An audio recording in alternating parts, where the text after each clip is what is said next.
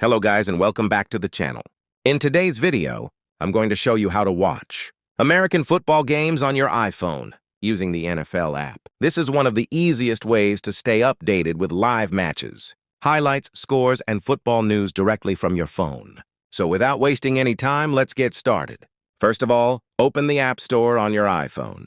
Now tap on the search bar at the top and type NFL. Once you find the official NFL app, simply download and install it on your device. If you already have the app installed, make sure to update it to the latest version for the best experience. After the installation is complete, go back to your home screen and open the NFL app. Now you may need to sign in or create an account to access certain features and live content. Once you are logged in, you can explore live games, match highlights, schedules, scores, and other American football content directly inside the app.